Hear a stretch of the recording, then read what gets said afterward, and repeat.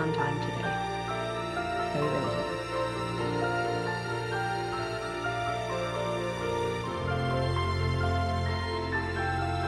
Good evening, everyone.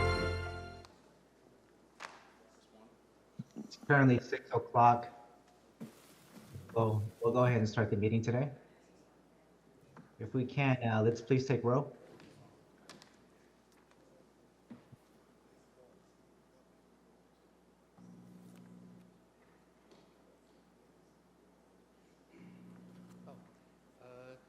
Commissioner Lyde, Here. Commissioner Diaz, Here. Commissioner Bray,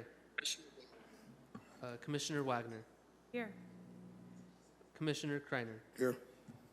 Chair Hardy, or Vice Chair Here, Hardy.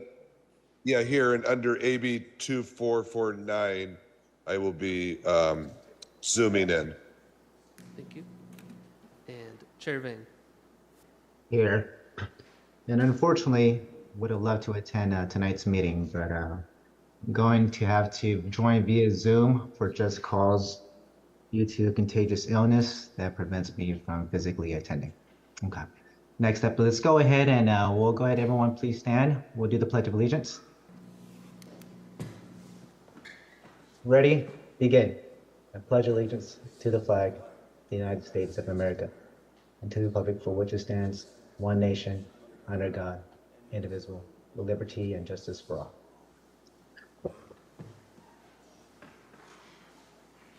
Next, we'll go ahead and read the procedures for the meeting. This meeting is being conducted in person and electronically. The public may participate in tonight's meeting by using the Zoom link provided on the Planning Commission agenda. Please note that all virtual participants will be on mute until they are called upon by the chair, at which point they will be unmuted. If you're a member of the public and would like to comment on an item, use the raise hand function on Zoom. To avoid any confusion, please wait for the item you desire to comment on to be called by the chair before electronically raising your hand. For each matter considered by the commission, there will first be a staff presentation, followed by a presentation from the project applicant. Testimony from supporters of the project will then be taken, followed by testimony from those in opposition. The applicant will have the right to a final rebuttal presentation prior to closing the public hearing. In accordance with Section 13 of Article 2 of the Planning Commission Rules and Regulations governing length of public debate, all public testimony from those in support and in opposition of the project will be limited to 3 minutes per person. The 3 lights on the podium next to the microphone will indicate the amount of time remaining for the speaker. The green light will be turned on when the speaker begins. Yellow light will come on with the self-bell ring when 1 minute is remaining. The speaker should be completing the testimony by the time the red light comes on with the final bell, indicating time has expired. All in-person public testimony must be presented to the commission at the podium. Any testimony that references race, religion, ethnicity, economic status, national origin, or any other classification protected under state or federal law in a derogatory manner shall be deemed irrelevant and will not be considered by the commission in making its land use determinations. If you challenge these land use matters in court, you may be limited to raising only those issues you or someone else raised in oral or written testimony or before the close of the hearing. We'll start today's meeting with the approval of the agenda. Are there any changes to the agenda? Good evening, Chair Vang, members of the Planning Commission. I'm Israel Trejo with the Planning and Development Department. There are no changes to the agenda. Thank you. Thank you, sir. Appreciate it. Do we have a motion by the commission to approve the agenda? I'll move to approve the agenda. I'll second. All right. Is that Commissioner Bray? Yes. Okay, we have a Commissioner Bray with the motion. We have a second by Commissioner Kreiner. Due to commissioners joining via Zoom, we'll have to take a vote for a roll call for every single vote. Let's please go ahead and start that. Commissioner Lyde, Yes. Commissioner Diaz, Yes. Commissioner Bray, Yes. Commissioner Wagner, Yes. Commissioner Kreiner, Yes. Vice Chair Hardy, Yes. and Chair Vang. Yes, motion passes. Thank you. So under the consent calendar, we do have a couple items on here. I did want to highlight, hopefully all the commissioners were able to take a look at the schedule for calendar year 2024. Do we have any motions by the commission to accept the consent calendar? So moved. Kreiner. I'll second. We have a motion by Commissioner Kreiner, second by Commissioner Wagner. Let's please take a vote. Commissioner Lyday, Yes. Commissioner Diaz, Yes. Commissioner Bray, Yes. Commissioner Wagner, Yes. Commissioner Kreiner, Yes. Commissioner Hardy, or Vice Chair Hardy, Yes, thank you. and Chair Vang. Yes, motion passes. Do we have any reports by the commissioners?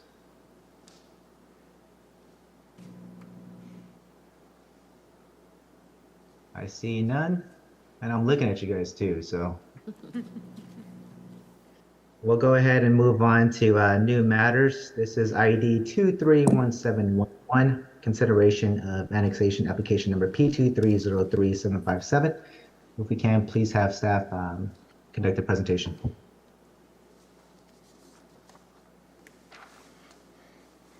Janice, can you give me access to share, please?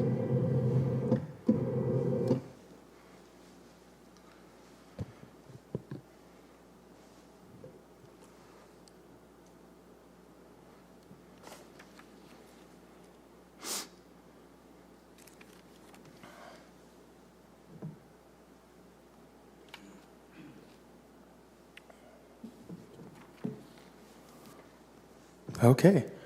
Good evening, Chair and Commissioners. My name is Rob. Can you hear me just fine? Okay. Yeah. I am with Planning and Development, and today's staff brings forth consideration the annexation application P2303757, pre-zone application number P2303758, and the related environmental finding. Before continuing with this presentation, just want to make clear that staff has Public Works staff here tonight, Public Utilities staff here tonight, and staff from LAFCO who will also be assisting me in this presentation.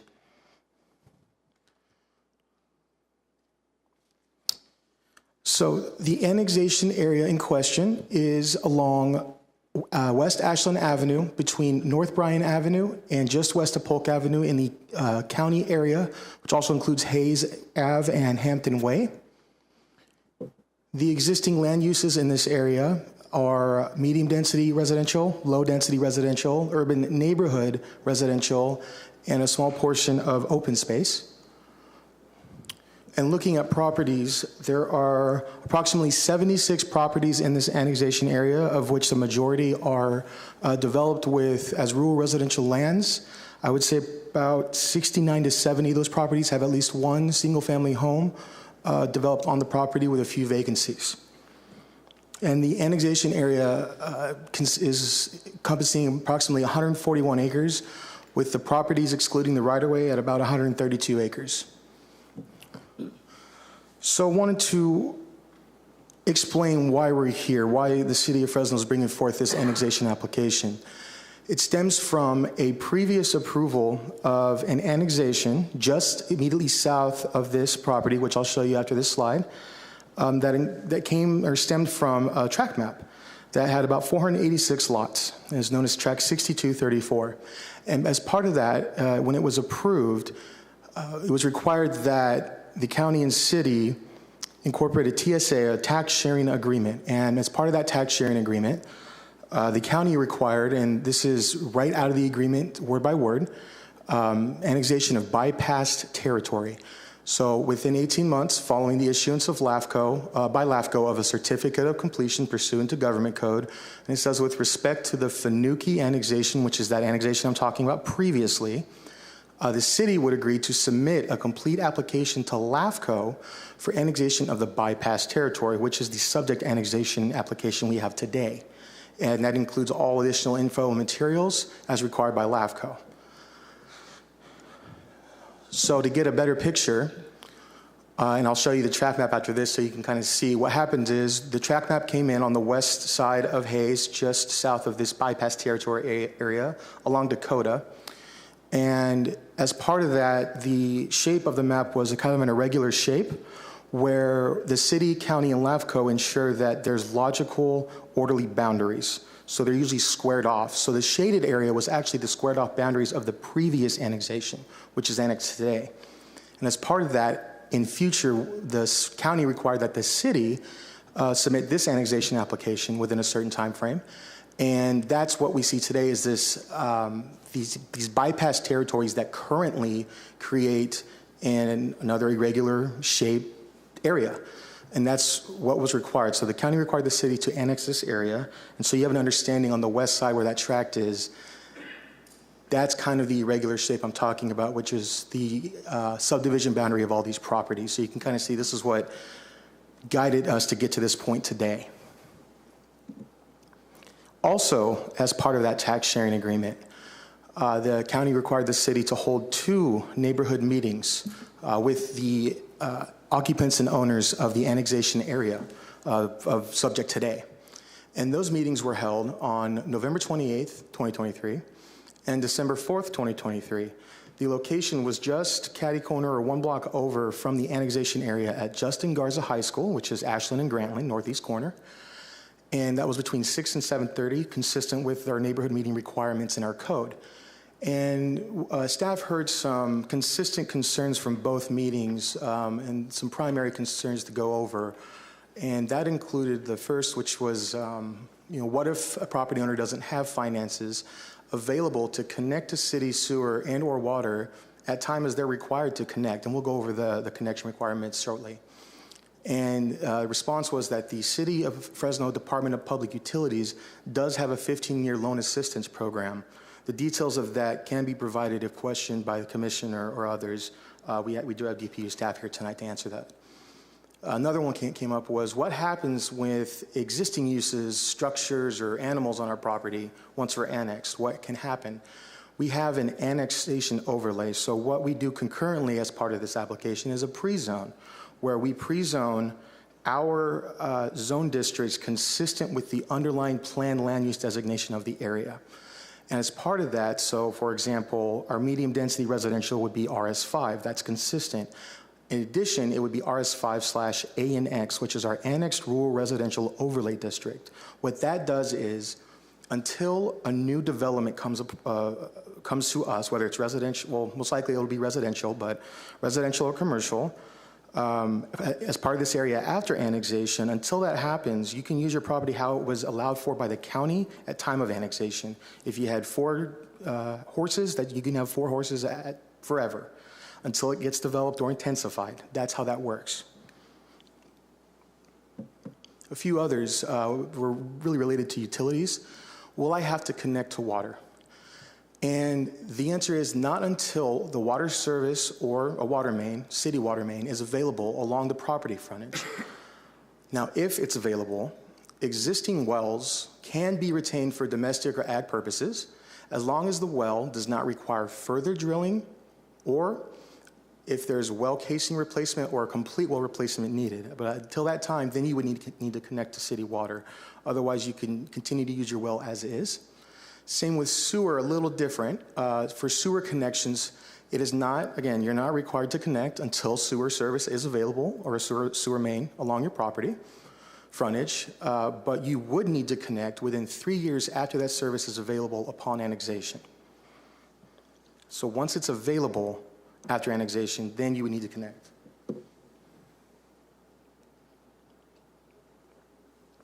Excuse me. So where is infrastructure in the annexation area? We have existing water service currently along West Ashland Avenue in its entirety within the annexation area from Bryan to city limits. We also have existing water mains going north, along North Hayes, north of West Ashland Avenue. For sewer, we have an existing sewer main along West Ashland Avenue between North Bryan and North Hayes Avenue. And then there's an orange line there that's east of Hayes, west of Polk. And the orange line just means that that is an approved plan for construction of that sewer, but that sewer has not been constructed yet, but we do have approved plans for it.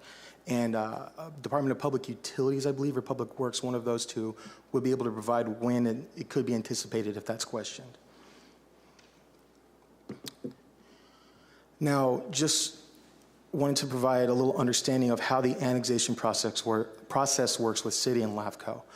So how it works is generally a neighborhood meeting or meetings based on if there's a TSA or not already is required. And then after that, it would get routed to any applicable departments for comments on infrastructure in the area. We would then take those and take it to Planning Commission, where we are today, and you would make a recommendation to City Council, and City Council ultimately would approve an initiation of the annexation, not actual approval, but initiation, which then at that point, the City Council is telling us we are okay with you submitting to LAFCO for final decision of this annexation, where LAFCO makes the final decision at that point.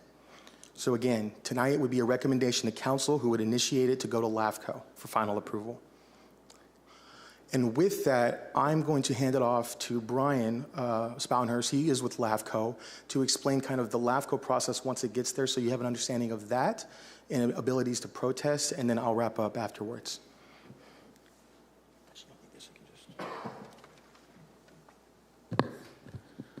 Good evening, commissioners. Thank you for having me here today. I've been asked to speak a little bit about what the LAFCO process would entail. We're looking at a rough timeline starting with once we receive the application, depending on whether or not there is an MOU in place already. Without one, we would go through what's called the Tax Code 99B process, which can take anywhere from 105 to 135 days. We would also be required to hold a public hearing, which requires a 21-day notice. The project would then go before a commission for their decision. Assuming LAFCO Commission approves the annexation, we would also hold what's called conducting authority proceedings, and that's really the last chance for any residents, property owners in that area to submit any protests they may have. And that process can also take an additional 21 to 120 days. So this is not a quick process. It can be, but if there is voice for concern out there, the residents have their opportunity to express that. Under the conducting authority proceeding, the registered voters could send the annexation decision to election if 25 to 49% of registered voters submit protest. If 50% or more, greater than 50% submit protest, it would then be terminated and the annexation would not move forward. Property owners also have the ability to send the process to election. This gets a little bit tricky because we would need to receive 25% property owners submit protest, and that 25% or more must also own at least 25% or more of the assessed land value. So some math comes into play. Unless staff has any other items, I can open up for questions specifically for LAFCO, or do you want to hold that to the end? Okay, appreciate it, thank you.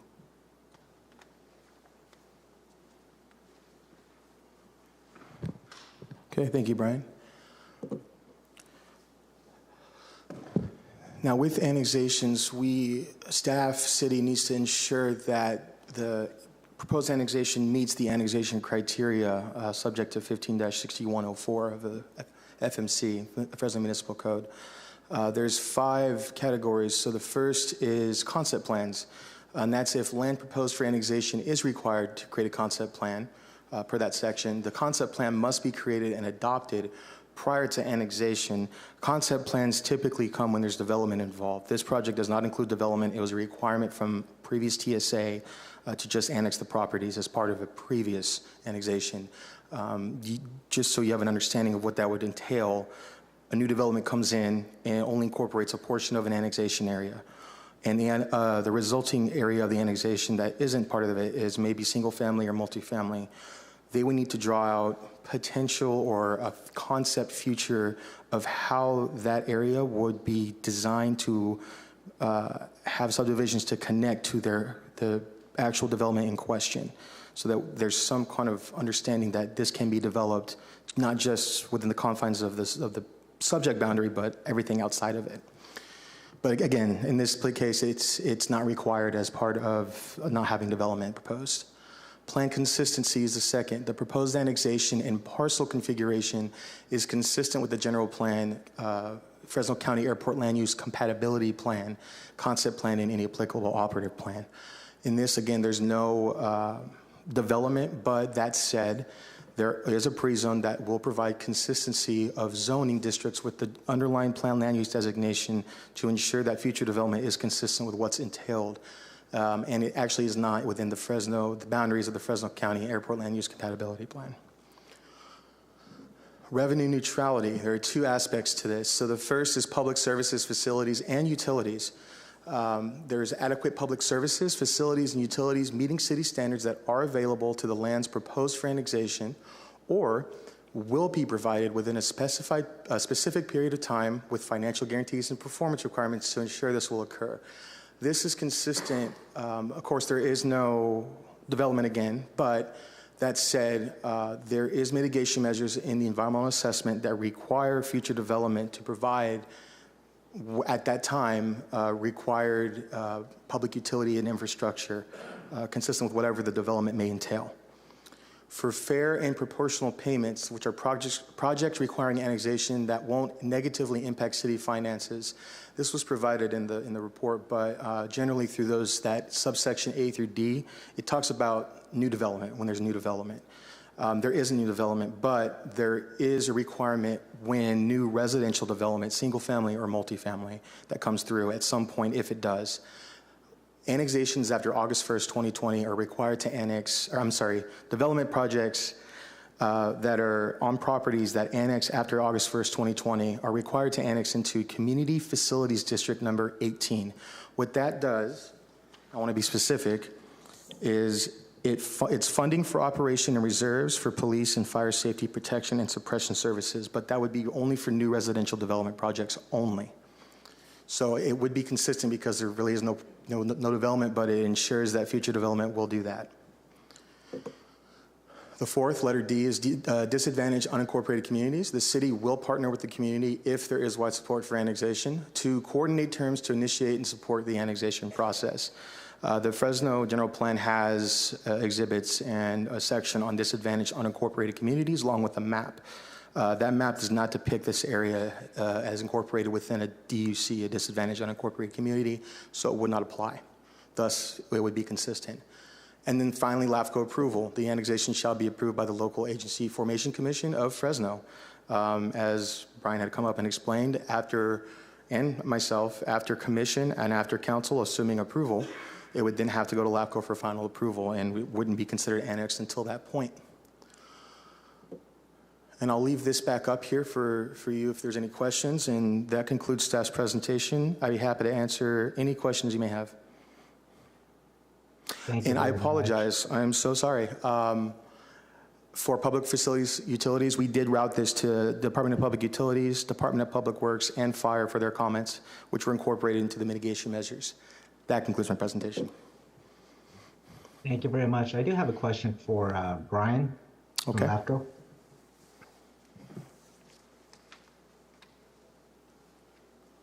Hey, Brian, I wanted to see how can the local residents in that area, do you have a specific contact number or any ways they can engage in conversations with you if it gets to that point where LAFCO is in reviewing the whole entire process itself? Yes, absolutely. At both community meetings, LAFCO was happy to share contact information. Staff also has my contact information as well. I happen to have a QR code for anyone that has interest in my information today. But yes, absolutely, please reach out to LAFCO with any questions, comments, concerns, and we'll be happy to explain the process in further detail. Staff, residents, commissioners, all around. All right, thank you very much. Do we have questions from the commission for the city? I had a question. When you spoke about the pre-zone overlay, that it would be RS5/ANX, and you said that it wouldn't change until it was developed or intensified, did you mean the actual structure that a resident owns, or did you mean when something surrounding that residence occurred? When a development project comes forth on a property, so if one of the properties has a single family home for rural residential on it, and some developer buys that property and wants to develop that property as 40 lots, if that's what's allowed for, at that point the annex goes away clearly because there's going to be 40 new lots that we don't want 40 horses on each of those lots. So yeah, that's when it would, that's when we would get rid of the annex overlay. Okay, so as long as they don't change anything or they sell to a developer, then it'll be the same? Correct. Okay.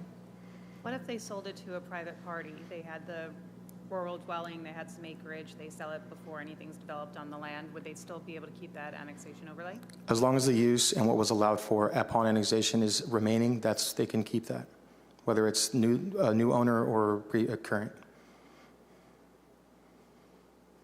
Any other questions from the commission? Chair Vane, to also add to your original question, staff does have a list of emails from the neighborhood meeting. During those neighborhood meetings, I did anticipate, or I did tell those that attended that I would provide them when we do submit to LAFCO, and I can also provide that list to Brian. I know it's not everyone in it, but it's a starting point. So just so you're clear. Thank you. No, thank you. I really do appreciate you guys being proactive and just that transparency too. But if we don't have any more questions, we'll go ahead and we'll go out to the public. Do we have any individuals within the chambers who would like to speak in support?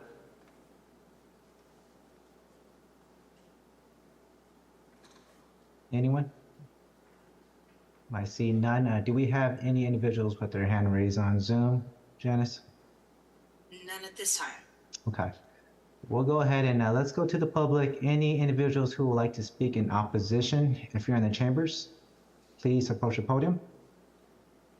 State your name, address, and you have 3 minutes. Hello, good evening, everyone. Everyone who's listening, Planning Commission, everyone on the Zoom meeting, good evening. My name is Munraj Singh. I'm one of the property owners that lives in that area. My address is 6112 West Ashland Avenue. I live between Hayes and Polk, where the sewer main and the water main's already been done. And I like to voice my concerns as to pretty much opposing this annexation. One, for one myself, I can obviously, I don't know if it's going to be allowed, but we neighbors are very tight-knit. I'm sure Ms. Clark and Mr. Holt know very well. And most of us, well, a few of I know personally, I used to live in the city myself. I purchased out and I went into the county. With the whole idea of, I want to get away from the city, I want to stay in the country, and I want to stick to my well and my sewer, do things the way I want, the way county's giving me the rights. And obviously this annexation is coming because city's required by county to do that, to submit the application. But it's just not fair to any of us, the fact that we have to, regardless if this annexation were to go through, I would be required personally to connect to that water, connect to that sewer within 3 years. And we've heard the fees twice at those meetings. Turbulent times like this, I can vouch for myself, and if other people are going to speak, those are fees we don't want to pay. We purchased those properties with the intent of keeping our wells, keeping our septic, keeping our privacy.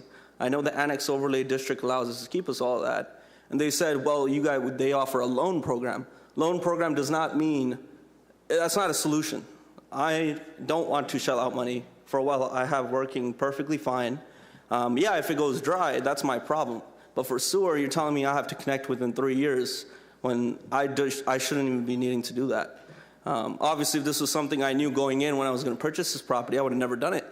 I would have probably gone out. And secondly, I also want to note, I don't know if you put it on the record, when these notices were mailed out, half of these neighbors didn't get them. I don't know whose fault that is. I'm not pointing any fingers. These notices were not all notices were given to some of our neighbors. I luckily got 2 of them. 2 notices were supposed to come. And some of my neighbors didn't get them. I had to send them a picture on my phone telling them that this is what's happening. Most of them didn't even know what's going on. So that's that. And then lastly, I would also like to say that as far as the concern, is definitely a concern. I would like to say that for me personally and a lot of my neighbors. And I've already spoken to Brian. I've emailed Brian. We're waiting on, we have our protest forms ready, so we're ready to protest this right off the bat. So we're just waiting. We're playing our game, and hopefully Planning Commission takes my input and they weigh accordingly. Thank you for your time. Thank you, Mr. Singh. Do we have any other individuals within the chambers who would like to speak in opposition?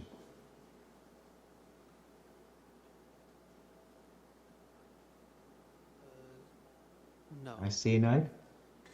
Okay, let's go ahead and, Janice, I see Mr. Juan Barredo with his hand raised. Oops, sorry about that. I have my timer set. Let's go ahead and allow Mr. Juan Barredo to speak. Hello, everyone. I don't know if you guys can hear me. Yes. Oh, perfect. Well, I'm as well as my fellow neighbor that just speak. I noticed that a lot of my neighbors, they didn't get the message or the mail. Me and a couple of other neighbors, we get in charge of start talking door by door to them. We are very close each other, and we like the way we are living right now. We felt betrayed when we start seeing all those tracks building up and a lot of houses around our houses. I moved out of the city to have peace and live on the county side for a reason. I have a few encounters with the city before that it was unjustified. Um, I've been living here for almost 3 years, very happily, until this is coming an issue. I don't think it's fair for to have to deal with this and me having to deal with something like this out of the nowhere. I'm opposing to this.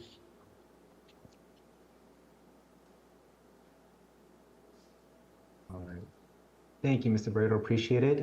Janice, let's go ahead and allow, is it Marta Macano?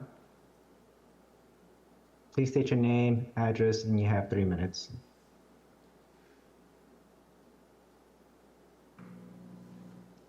Marta, you are muted.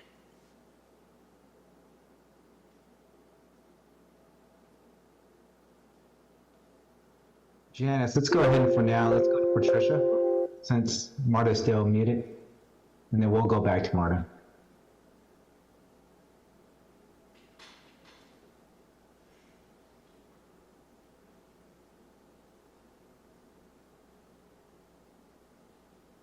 Hey, Patricia?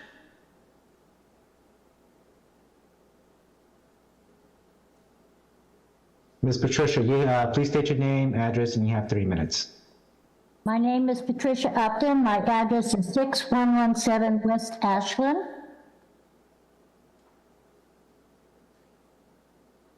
I'm actually protesting this at this particular moment.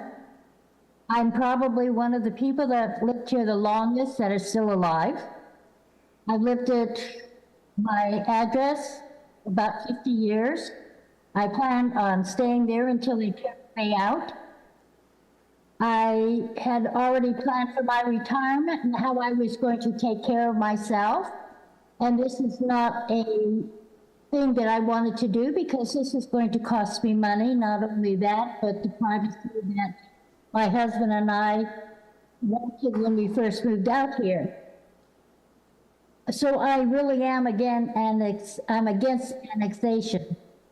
I also, though, want to put in that it's interesting that as they're building around us, I never knew that the land behind us was sold and it's going to be developed.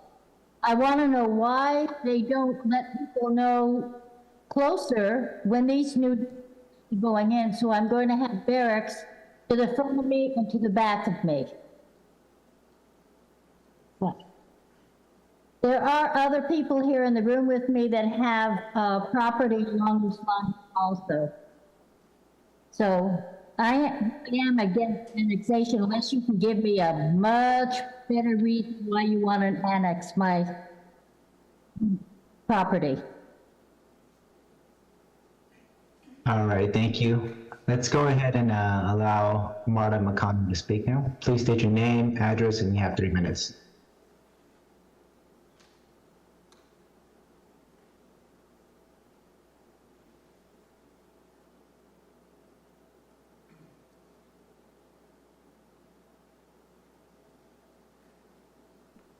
Marta, can you hear me?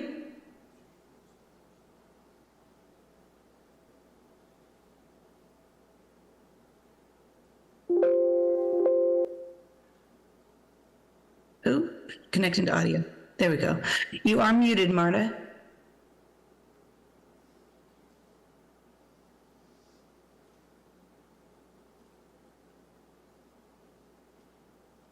All right, Janice, for now, let's go ahead and why don't we go back to Patricia? She stated that she had other individuals with her. Let's allow her to speak and go ahead and state your name, address, and you have 3 minutes.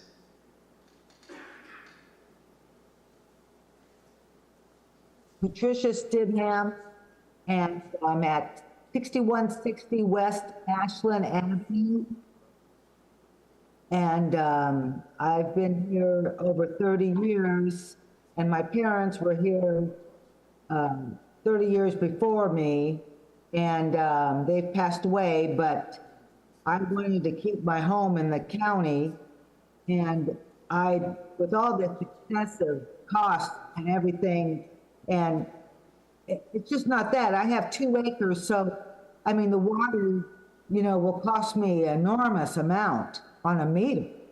And it just stands for rural residents to have to pay all that money. And I'm just opposing it. And we're just going to see what happens. And my next door neighbor, he'll make sure that happens, Mr. Singh, because he's really up on it and he's gathering an army. Thank you. Perfect. Ms. Stidham, do you have any other individuals with you who would like to speak? Tom, would you like? No.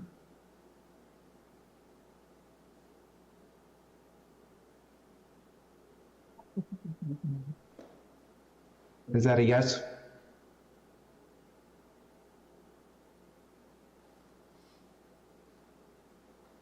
If you're there, please state your name, address, and you have 3 minutes. Okay, I'm Patricia Upton Fuerte. I live at 6117 West Ashland Avenue. And I have the similar concerns as my neighbors, and I want to voice a protest for the application.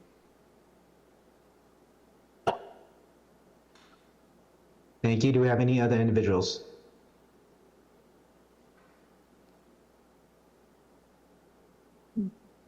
No. Okay, thank you very much. I don't see the prior speaker on there, Janice. Looks like they left. Looks like it. Okay. Do we have any other individuals who is currently on Zoom that would like to speak in opposition? If so, please use the raise hand function. All right, I see none. Do we have, going back to the chambers, any other individuals? No? I do not see any. Okay, thank you very much. Can we have staff just address some of these concerns regarding not receiving any notification? And also too, if we can get some, I would like to kind of get a better understanding of this 15-year loan assistance program too. The notification was sent out to property owners and tenants based on the assessed role that we have for what's available, as well as the addresses provided in the city's system. That was sent to our copy center and mailed out. I could not understand your second question. The utility loan. Oh, that's going to be Dion?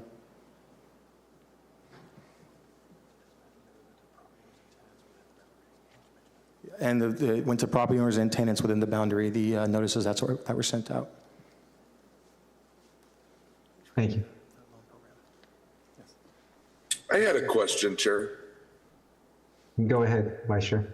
So, this is for staff. So when we have to annex property, I remember a few years ago, we were dealing with this, and I think we were able to get the developer to help a little bit. I remember it was a church, if I remember correctly. How many houses are we talking about? Is it 100 houses, or is it 3 or 4 houses that these guys are talking to in opposition? Again, I had said develop, I could not find anything other than residential homes developed on these properties from what I understood based on when driving through as well as on the street. From what I could tell, there were approximately what seemed like about 69 to 70 homes from what I could make out. Gotcha. 90 to 70, correct?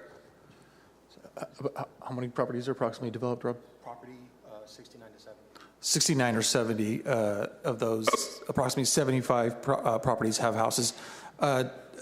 Commissioner Hardy, you had mentioned about, a few years ago, a development with the church. So sometimes there's there could be a subdivision that's coming in, and there's, a couple of properties, one or two properties that need to connect. Sometimes those one or two properties will meet up with the developer, and the developer, may or may not decide to choose to connect those properties, but that's on the developer. The developer would connect those properties. Okay, yeah, okay. And then the rule is 3 years. I thought it was a little bit longer that they had to be mandated to connect. Can you just confirm? So for sewer, yes, it's 3 years once the sewer main becomes available. So if there's no sewer main in front of the property, obviously they can't connect, but it's 3 years after a sewer main becomes available. Thank you, sir. Appreciate that.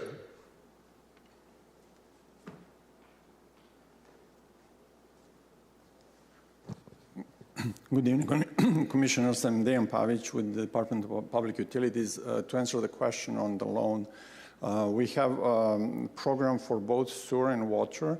The current interest rate is 3.75%, and it is for 15 years. The maximum loan amount used to be $15,000. It's being increased to $20,000, and they can apply to one or both, depending on their needs. So okay. Go ahead. If a home was, say, some of those rural residential properties, the homes are very close to the road, others are far back. If they were, say, 100 yards back from the road, approximately what it would cost them to connect to the sewer that far back? They will have to get their estimates from plumbers or contractors. But you have no idea what that might cost? No, city doesn't deal with work on private properties, so I cannot give you that estimate. But it would be a good idea to know what that cost might be.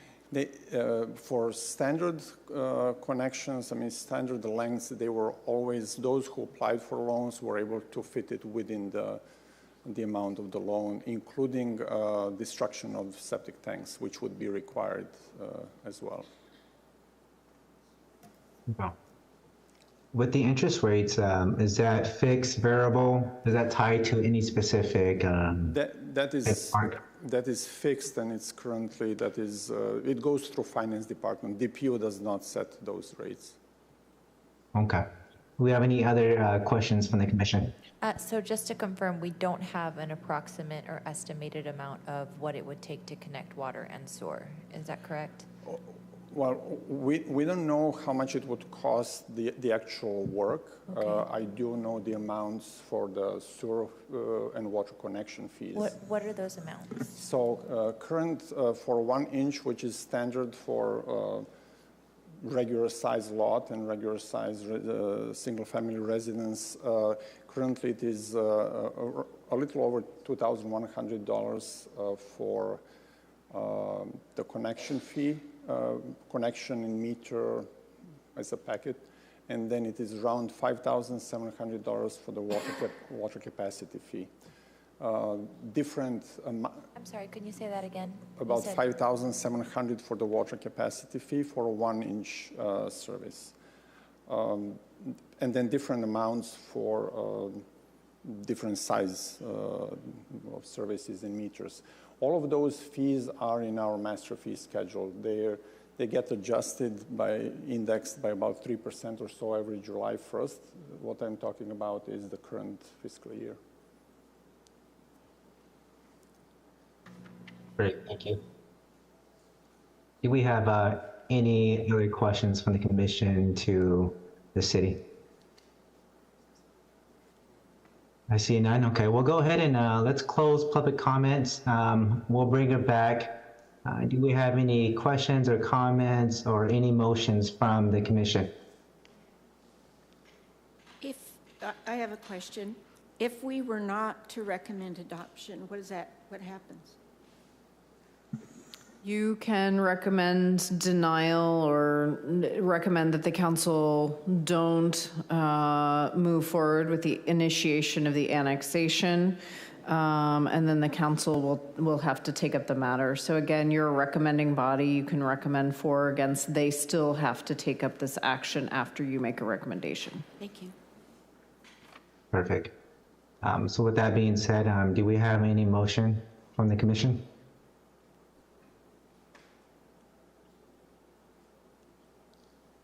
I'll make a motion. I'm kind of torn here because I do sympathize with the residents with paying those fees. It would be great one day the city and the council could come up with a way to make it a little bit easier on these homeowners that moved to the country and did not want to have to pay for these hookups. But I am going to approve staff's recommendation. I'll make a motion for that. Okay, so we have a motion to approve staff's recommendation by Vice Chair Hardy. Do we have a second? I'm going to go ahead and second that. All right, so we have a second by Commissioner Diaz. Let's go ahead and take individual votes, please. Commissioner Lyde, Yes. Commissioner Diaz, Yes. Commissioner Bray. I'm going to say yes, but only because I think there's a mechanism in the LAFCO process where the neighbors can take control of this, hopefully. So I think because the city's required to do this by the county, I'm going to say yes, but I would encourage the residents to get together and try to work this out. Thank you. Commissioner Wagner, Yes. Commissioner Kreiner, Yes. Vice Chair Hardy, Yes. Chair Vang. Yeah, and I also express the same sentiment as Commissioner Bray. With that being said, my vote's going to be yes. Motion passes. We'll go ahead and go to the next item. We have item ID 23179. This is for consideration of an appeal related to conditional use permit application number P1904757.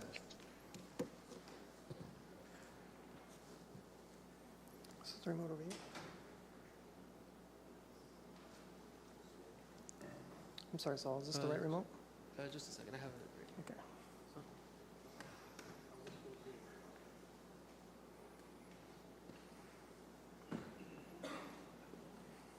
This is the right remote? I'm sorry. Okay.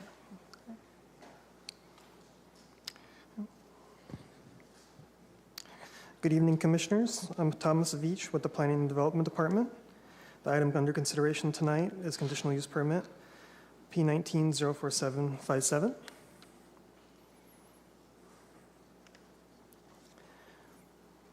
The application pertains to property located south of West Ashland Avenue between State Route 99 and North Golden State Boulevard.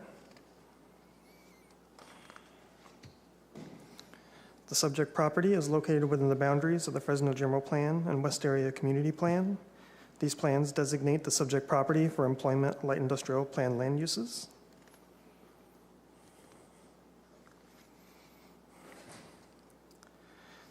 As mentioned in the staff report, this application is a component of a larger project for physical development of the property.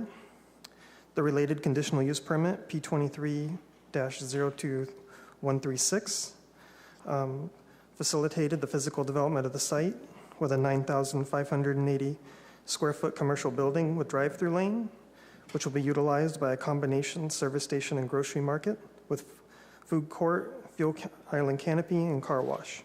This application was approved with no appeal.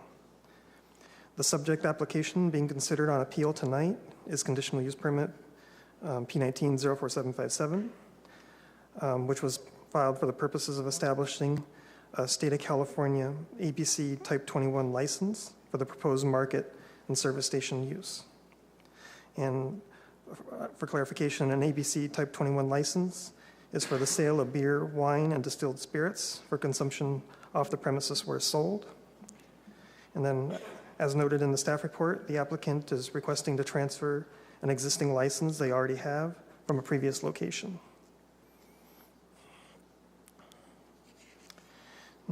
As shown, as mentioned, the physical development of the property consisted of a 9,580 square foot commercial building. It includes a drive-through. There's a grocery market component, which is 4,468 square feet, and a food court for 4,538 square feet. And as mentioned, the application includes a fuel island canopy and a car wash building. Elevations are shown here and also attached as the report as Exhibit D. The floor plan is here. It's also in the attachment Exhibit D. As identified in the op statement provided by the applicant, the alcohol sales will occupy 4.6% of the grocery market floor area, which is 2% of the overall total building area. And those items would be located in a beer and wine cooler shown here on the floor plan on the right side, in a beer and wine cooler as well as a beer cave.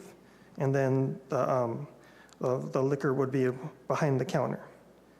And then also, just as a note on the site plan, you could see that the left portion of the building is going to be a food court.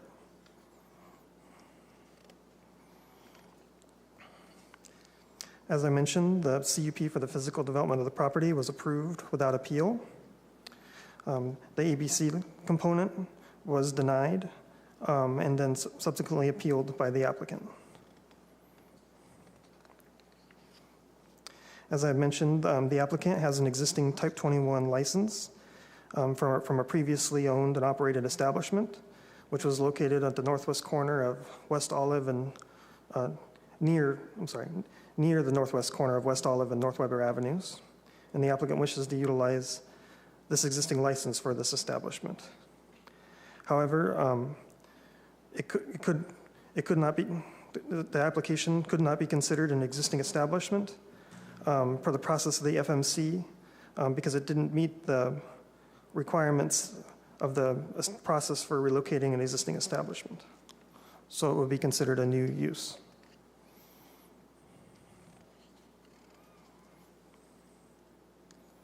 I'm sorry, I think I'm off my...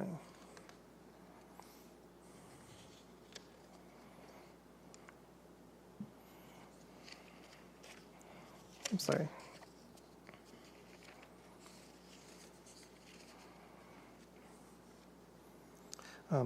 As a new establishment, they're required to obtain a new conditional use permit. And then considering as it's considered a new establishment, the project does not meet two of the location restrictions set as the part of the Responsible Neighborhood Markets Act of the Fresno Municipal Code.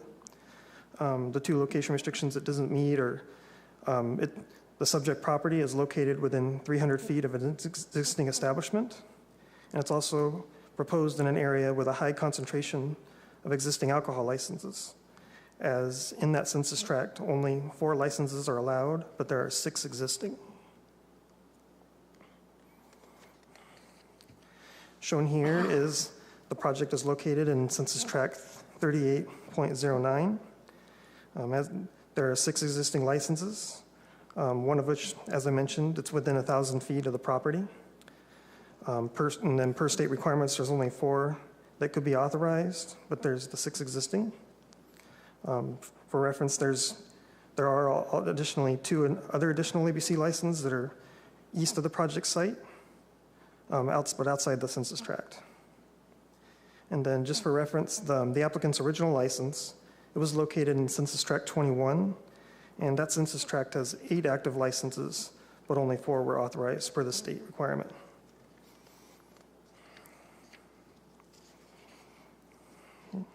The Fresno Municipal Code provides a process to meet exceptions to the location restrictions. However, while findings B and D could be made, findings A and C could not, as there was no evidence that the project could demonstrate that it wouldn't be detrimental to the public health, safety, or welfare of persons in the area, or wouldn't increase existing law enforcement or public nuisance problems in the area, and that the proposed outlet for off-sale premises and sale of alcoholic beverages would act as a public convenience or necessity.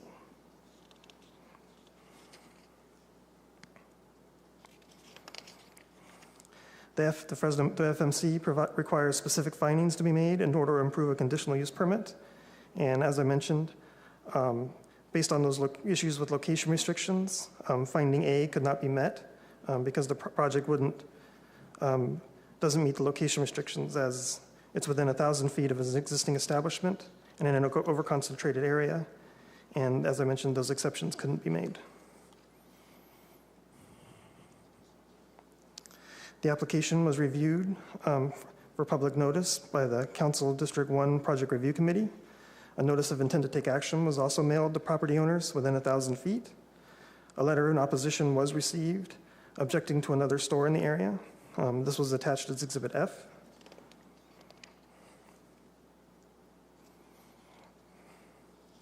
The application for the ABC license was denied on October 20th, 2023. The decision was subsequently appealed by the applicant. A notice of public hearing was then mailed to property owners within 1,000 feet. The applicant also provided an additional letter on November 29th, and that's attached as Exhibit N. Staff recommends the Planning Commission deny the appeal and uphold the action to deny the application. But however, should the Planning Commission grant approval of the ABC license, the following would be required. The exceptions to the location restrictions would need to be amended to make them. And then also the conditional use permit findings would need to be amended to meet finding A.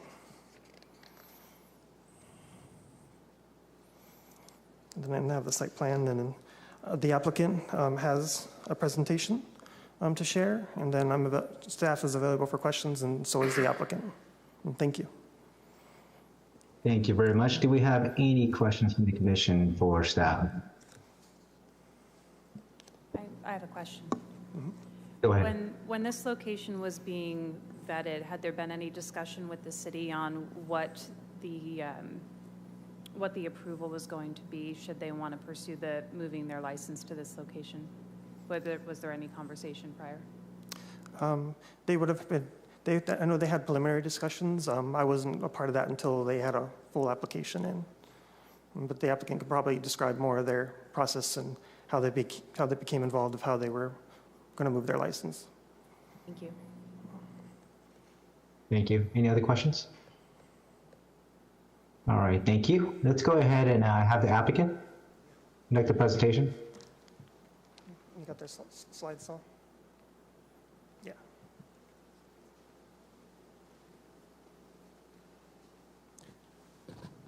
Good evening, Mr. Chairman, members of the Planning Commission. I'm Dirk Puschel, and my business address is 923 Van Ness here in Fresno.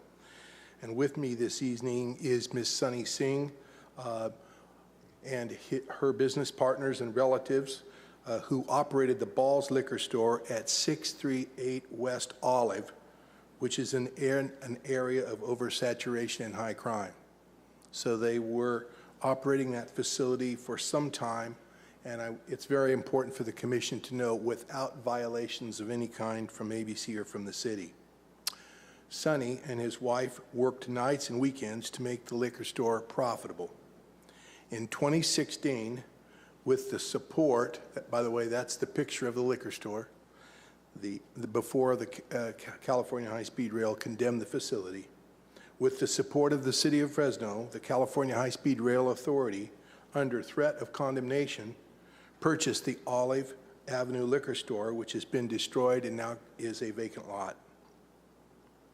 This condemnation and all other high-speed rail condemnation acquisitions occurred with the support of the City of Fresno as they entered into an agreement with the high-speed rail to conditionally support the train project, allowing for the city to be consulted in routing decisions, terminal locations and design, as well as a provision that the California High-Speed Rail and the city work cooperatively to relocate businesses displaced by the high-speed rail, which is this facility. City planners were assigned to assist the relocation business in addressing relocation impacts. The California High-Speed Rail gave my client 2 months to vacate their operating business. The California High-Speed Rail compensated Sonny and his wife for the relocation, but not the termination of the business. The ABC license at the Olive site was suspended until Sonny and his wife could find another location. Immediately, Sonny, Diane Gomez of the California High-Speed Rail, who was a senior member of that staff, and now Fresno County EDC president, who is here and will speak, began looking for a location for the new liquor store. 4 or 5 locations were analyzed but were rejected for various reasons.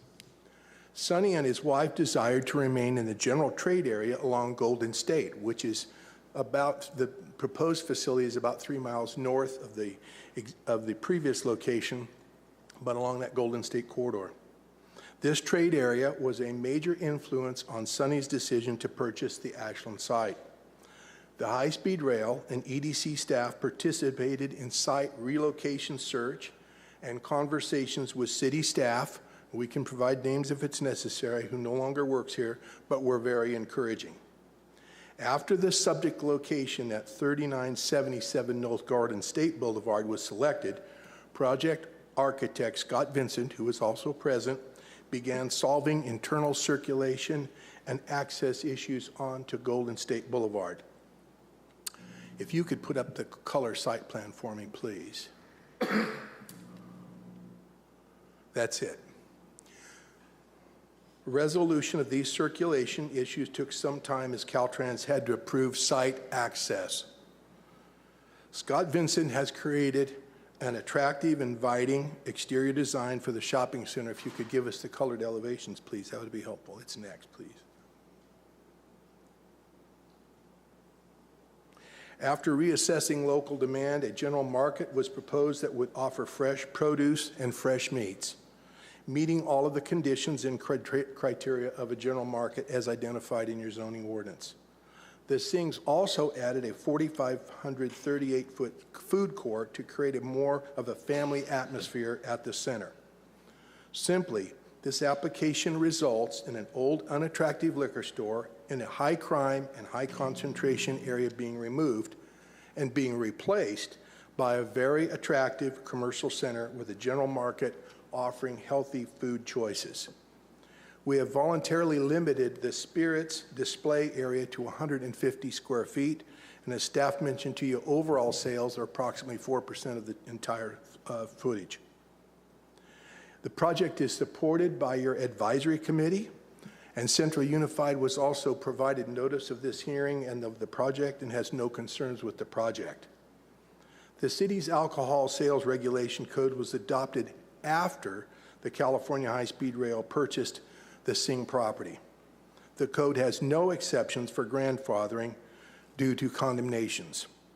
Sonny and his wife had no say in the condemnation, and none of this nightmare was of their doing. As staff has mentioned to you, there's 4 findings that the commission has to make to grant the exception to allow this use. We believe that the project will not be detrimental to public health or increase severity of law enforcement problems. We say that based on the multiple years of operation at the existing facility in a high license concentration and high crime area without violations by the Sings. Sonny and his wife have an excellent record without violations, causing no impact to the police department or to the neighborhood. Therefore, they will not cause an increase in public demand for services. There will be no detrimental impacts. There were no detrimental impacts at the old location. There will be no impacts at the new proposed location. It is reasonable for the Commission to assume that no impacts will be at the new improved facility.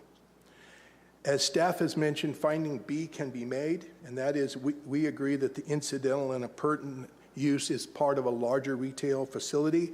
I can go into that, but essentially the staff overviews the food court that was added, the car wash and other facilities, and you can see that in fact the general market and alcohol sales will be a small percentage of the entire retail use. We do believe that finding C can be met, that there are in fact unserved public need and necessity for this type of license and use. It's consistent with the general plan goal to develop bypass parcels. None of the other license holders that were identified in the drawing presented by staff in track 3809 have a food court or have a general market. The proposed site is difficult to develop due to its configuration and location to Golden State, Ashland, and State Route 99. The project improves the community exposure to healthy living by eliminating an unsightly liquor store and substituting a general market with healthy food choices. It's also consistent with your city's economic development policy, where this is a substantial new investment in our community, cleaning up an unsightly parcel. If you've been by there, you can see that this will be a vast improvement to the community. There'll be additional jobs. It also replaces an unattractive liquor store with a general market with a large food court, enhancing public health and convenience. We also agree that the use is primary use is a general market.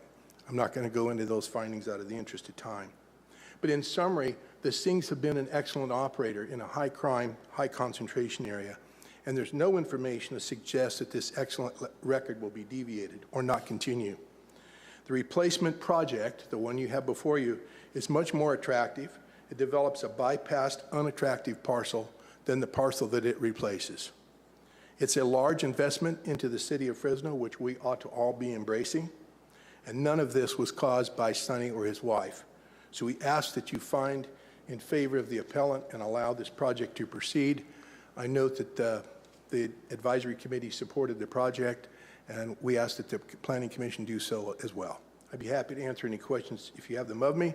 And Scott Vincent, the project architect, is also here if you have questions about the building or anything related to the building or design. Thank you. Commissioner Wagner, do you want to go ahead and ask your question?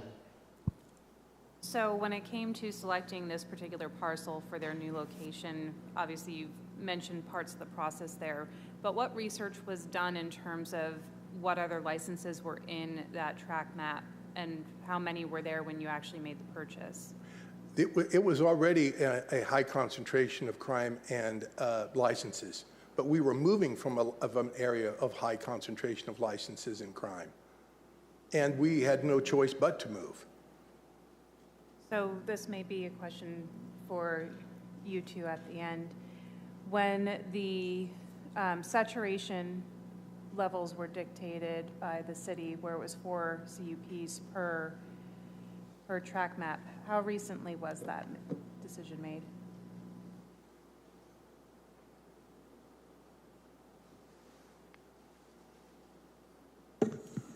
Thank you, Commissioner. So the concentration actually comes from state ABC licenses, not from the city.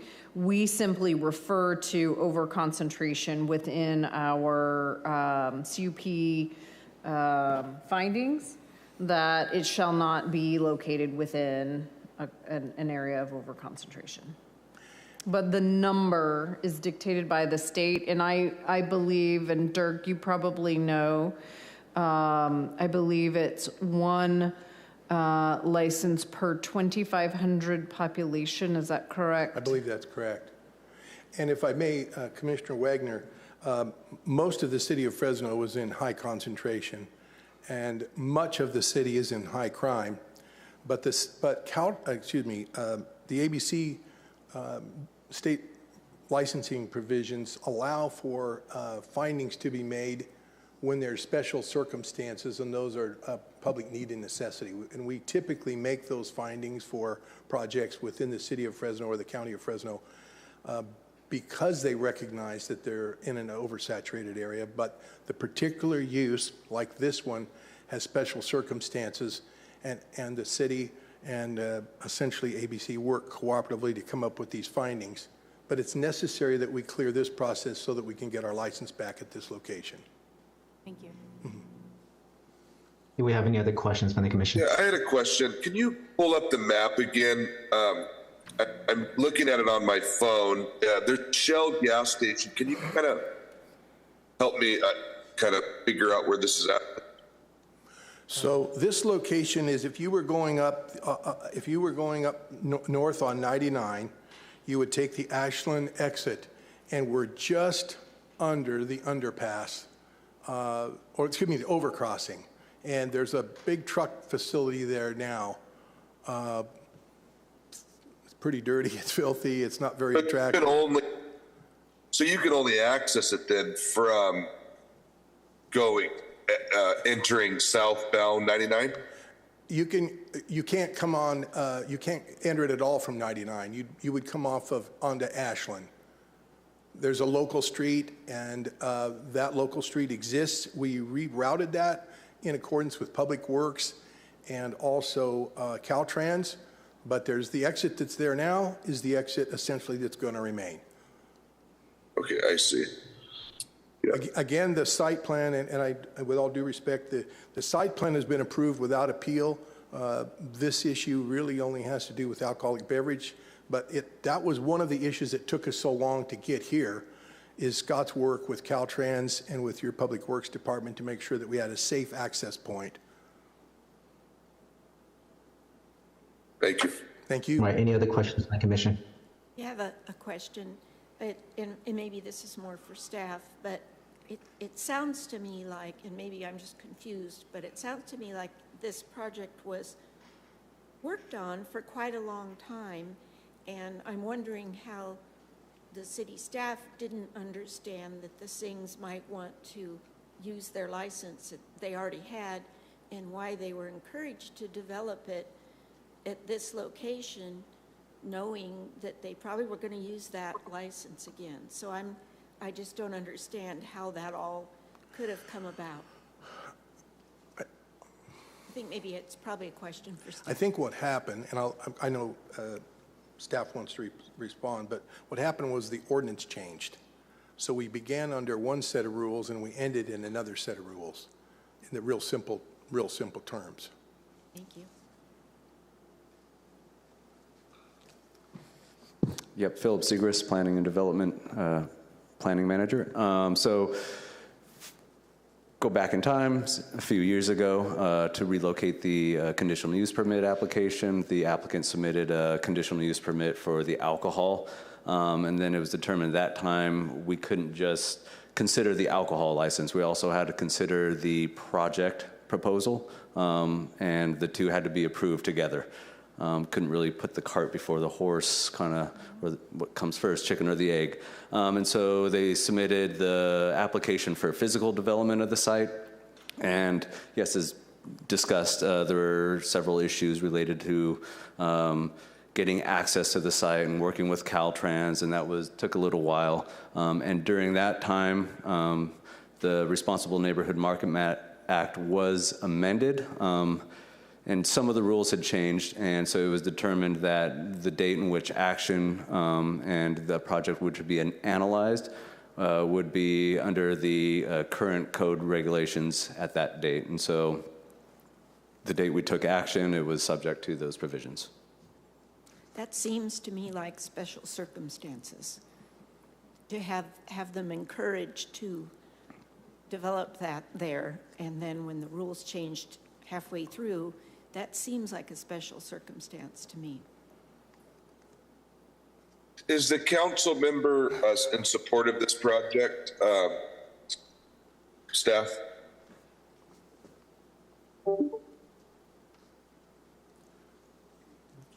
There's been no commitments made to us by the council member but she's well aware of our processing. We began conversations with Esmeralda Soria, who was the council member before, Ms. Perea. I think that both ladies were very impressed that the advisory committee supported the project. Yeah, I kind of agree with my colleague, but I be helpful for me to understand that also. All right, do we have any other questions from the commission? Would it be all right for Mr. Oliver to speak? That's fine. Good evening, Commissioners. Director Clark, Will Oliver, President and CEO of the Fresno County Economic Development Corporation. We're here in support of this appeal and request. I actually started working for the Economic Development Corporation in 2013 to work just on high-speed rail. At the time, the High-Speed Rail Authority and the City of Fresno launched an innovative and new program to ensure that our businesses and property owners impacted by the project were able to keep their doors open, limit as many disruptions as possible, and keep jobs. Over 3,000 jobs were potentially impacted along the alignment, affecting hundreds of companies and property owners. So I worked with Sunny Singh and his family probably almost one of the first weeks on the job. This process is very overwhelming for any person to go through, let alone a small mom and pop establishment, especially if you're not a property owner. And if you're a tenant, you have much less rights in the eminent domain process and less resources. We tried tirelessly to find a suitable location located on West Olive Avenue. See, back then, they selected that location in part because of it being across the street from a brand new DMV that was delayed and only constructed just before they were forced to move the premises by the authority. We looked at a number of different retail outfits. Many were already occupied by their competitors. We found one suitable location that would work for them. Unfortunately, the zoning code did not permit or allow, and they were exhausted and they were tired, and it was clear that with their existing use as it was then, there were not going to be any immediate opportunities within that West Olive Avenue market. But instead of just folding up and giving up, they decided to address that challenge and also look at different opportunities. This was also during a time when Klein's, which operated a large travel center off of Herndon Avenue in Golden State, decided to relocate to Madera. The High-Speed Rail Authority was unsuccessful in keeping them there. So it created even a bit of a more of a market for this type of project. And for us in economic development, it was an exciting opportunity for a new job creation, for a new use of this kind, but it required a very, very significant investment and undertaking for the family, for Mr. Singh. So our first initiation in this process, in the pre-application review, working with staff, was in 2015. We evaluated a number of different sites, also to make sure that the zoning code would allow for some of the additional uses that would provide additional benefit to the surrounding area, to make sure that that was conforming with code and it would be permitted by right, which they are. So that started back in 2015. It's taken a bit of a journey to get here. I never would have thought that I'd be here to support them as CEO when I started working with them as an outreach coordinator, but we were under the mandate, by the authority in partnership with the city to see that any and all small businesses and property owners, we're taken care of and we're given the rights and resources to keep their doors open and to continue what they're doing. So we're appreciative of Mr. Singh and his family and partners for their steadfast commitment to this project. It has not been easy, not to mention tack on COVID-19 on top of everything and the cost of capital and project financing and everything else that they've had to navigate. So we're here in support, as we have been since day one when we started working on the high-speed rail project, and happy to answer any questions you might have regarding that project and that process. Thank you. Commission, Do we have any? I'm sorry, Commission, if I may interrupt briefly with a procedural clarification. Commissioner Hardy recently asked if the council member for the district had a position on this project. I just do want to clarify for this commission that because it's a quasi-judicial matter, council members will not individually or collectively weigh in on them unless it comes before council. So just a clarification on that. Thank you. I realized that after I said that. Thank you. I do have one more question. I get a little sometimes twisted on the different types of liquor. Will this project proceed with just without any beer or alcohol, or vice versa, one or the other, or is it gonna be in a stand-stop? It's only, you said it's 4% of the sales, so can you help me understand that too? The project won't proceed. It's not economically viable. What happens, and I know this sounds odd, but when people come to a store and they want to buy liquor and it's not there, they'll never come back. And so while it's a small percentage of sales, a very small percentage of spirits, they had a liquor license before, they want to continue that fraction of that business in this new location. Understood. Okay. Any other questions from the commission? All right, I see none. What we'll do is we'll go ahead and go to the public. Do we have any individuals in the chambers who would like to speak in support of the project?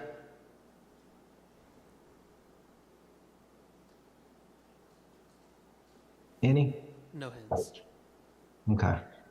Janice, on Zoom, do we have any individuals with their hand raised? Not at this time. Okay. We'll go ahead and close all public comments. Let's bring it back to the commission. Do we have any comments, any additional questions, any motion from the commission? Can we see the findings on the screen again, please? Yes.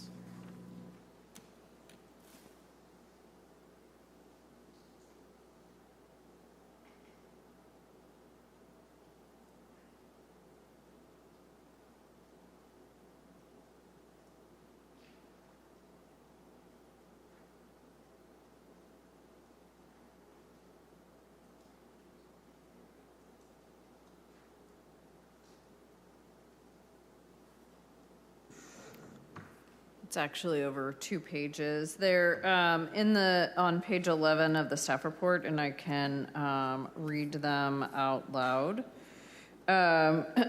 So the first, A, the proposed use is allowed within the applicable zoning district and complies with all other applicable provisions of this code and all other chapters of the municipal code.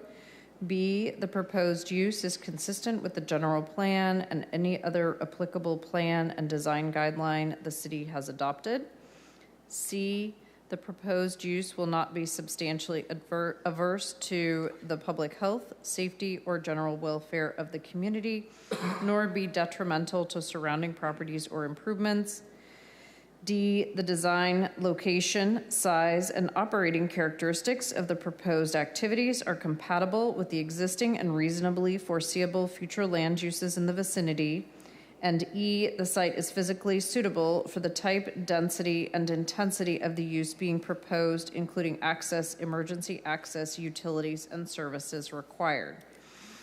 If the Planning Commission decides to grant approval of the request to obtain a Type 21 ABC license, the Commission must find that there is substantial evidence in the administrative record to make all of the findings required by the section above and amend them to include the sale of alcohol.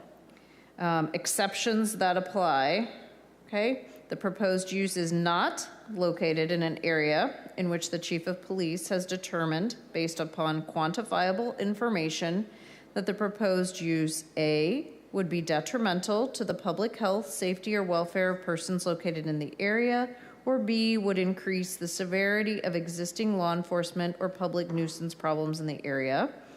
Exception B, the proposed off-premises sale of alcoholic beverages is incidental and appurtenant to a larger retail use and provides for a more complete and convenient shopping experience.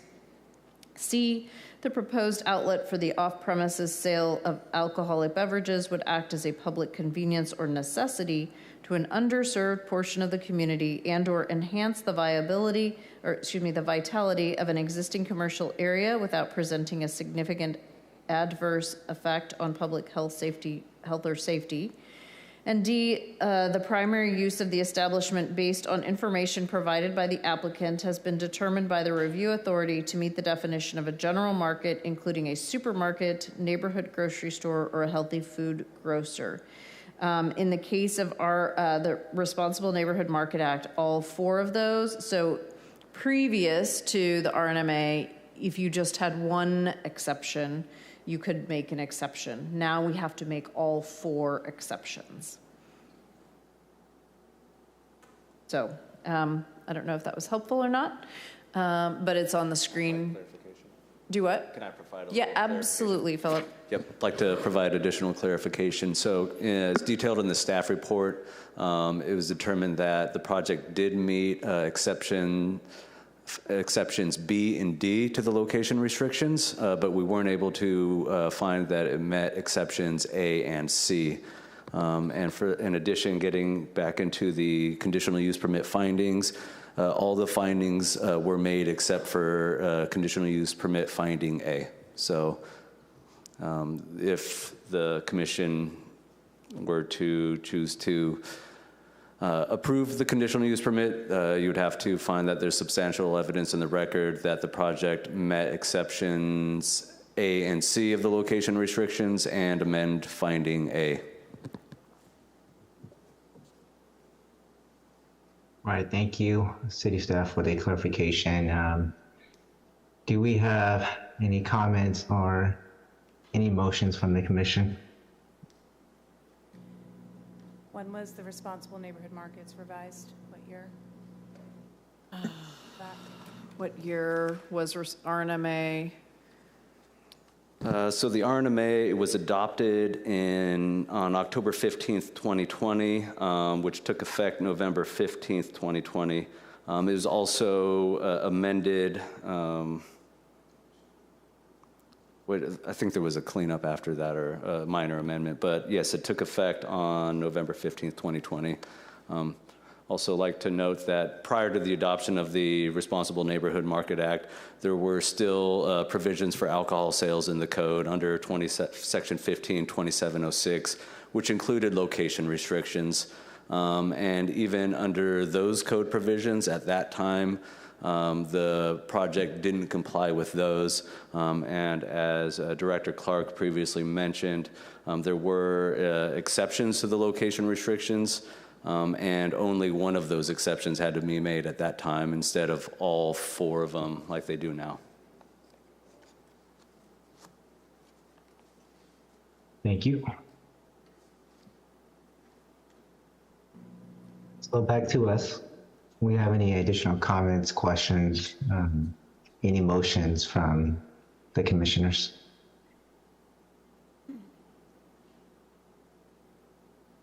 Okay.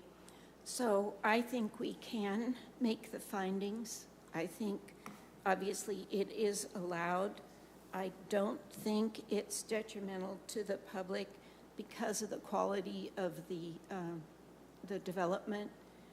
It seems to be a much larger thing than what they previously had, which was a liquor store. And this is such a small percentage of what they did. So I don't think that it will be detrimental to the public. Obviously, the alcohol sales is incidental because they have the food court and all of the other things, a grocery store.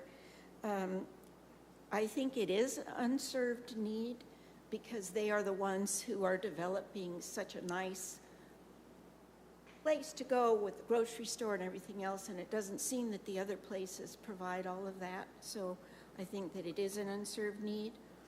And the primary use meets the definition of a general market and more because of the food court and those things. So I would move to allow it for those reasons. Okay. So we have a motion by Commissioner Bray. Do we have a second? You have a second. All right, we have a second by Commissioner Kleiner. Let's go ahead and please take individual votes. Commissioner Lyday, Yes. Commissioner Diaz, Yes. Commissioner Bray, Yes. Commissioner Wagner, Yes. Commissioner Kreiner, Absolutely, yes. Vice Chair Hardy, Yes. Chair Vang. Yes. So the motion from Commissioner Bray to go ahead and accept the appeal, is that correct? Passes?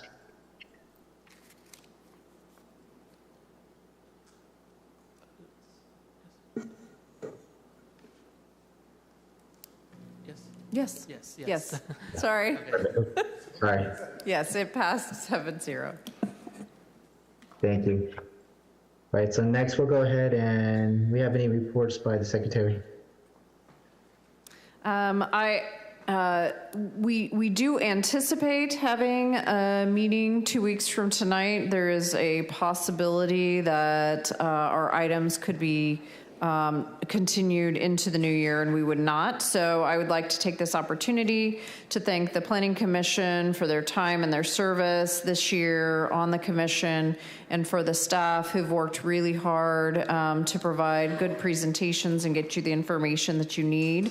So again, I know this is a lot of time away from your families and away from other interests that you may have, and we greatly appreciate all of your investment in us and in our department. So thank you, and I hope you have a happy and safe holiday.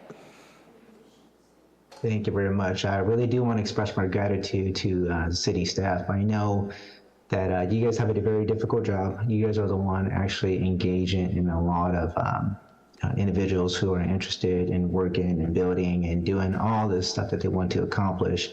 And so I want to express my gratitude from the commission, just saying that you guys are doing a wonderful job, and just keep doing what you guys are doing too. Okay. And Do we have any unscheduled, well, go ahead, my apologies. I want to point out to Chair Vang and Vice Chair Hardy that those of us who are here got these really nice jars of jelly made by the famous Jennifer, and a really nice pen. So it's a level. Thank you very much. So to our chair, we'll happily take yours with us. Have a jolly holly, Merry Christmas, and a Happy New Year. We'll bring you some jelly next year from the store. No, I appreciate that. And, you know, I'm very considerate, and I try to be very gracious with everything I do. So go ahead and enjoy that jam for me, okay? You got it, brother. Do we have any unscheduled oral communications from the public? I see none. All right, 7:32. If we don't see you guys before Christmas, everyone have happy holidays, and please stay safe. Take care. Get well. Thank you. Appreciate it.